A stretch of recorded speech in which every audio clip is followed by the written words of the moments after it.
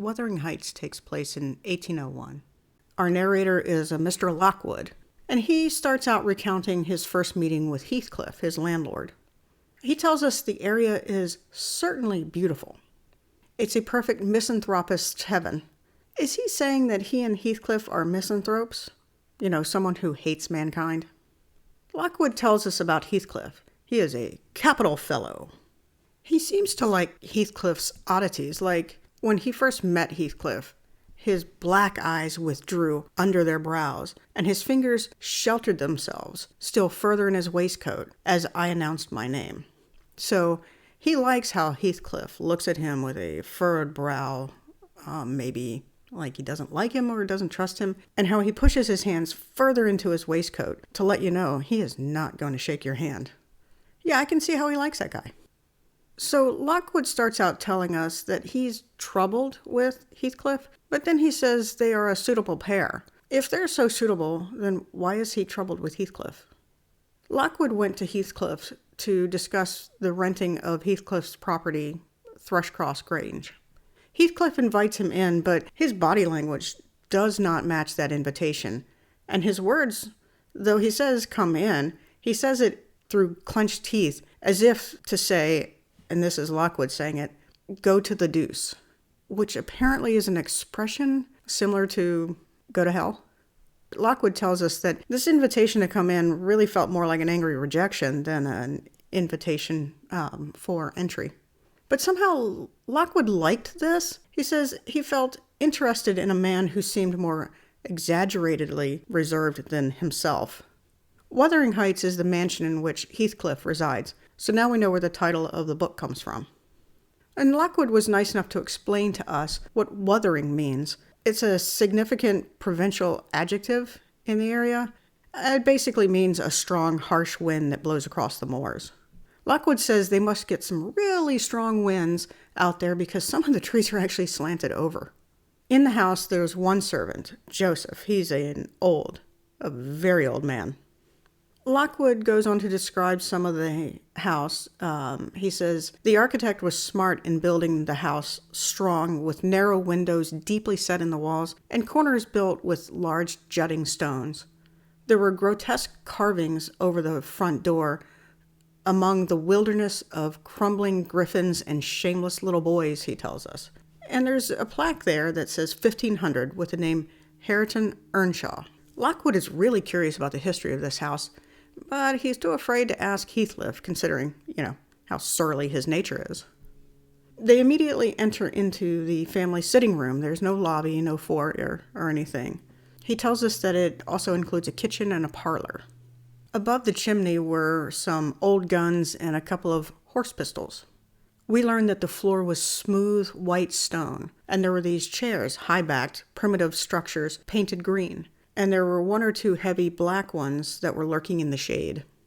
Lockwood tells us the apartment and furniture were nothing extraordinary. They looked like they belonged to some homely northern farmer.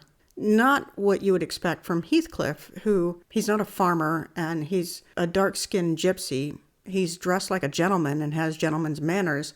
He's handsome, but he's morose.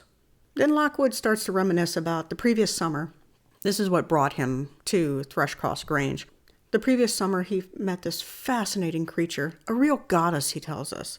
He fell for her, though he never told her. It was obvious to anyone, according to Lockwood, that he had fallen for her. Instead of telling her this, though, he became cold towards her. The more she interacted with him, the more cold he became towards her, until eventually she was like, I thought he liked me, but clearly he doesn't.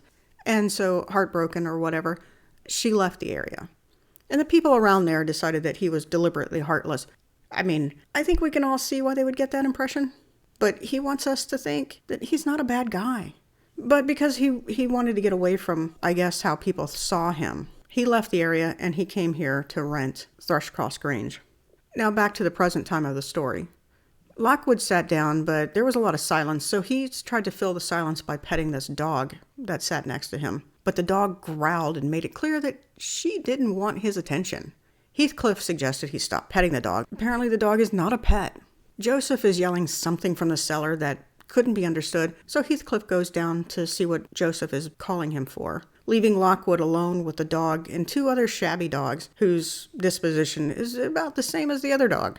Though he tried not to irritate the dogs, he was making these stupid faces at them, and it actually got the one dog angry, and she jumped towards his knees.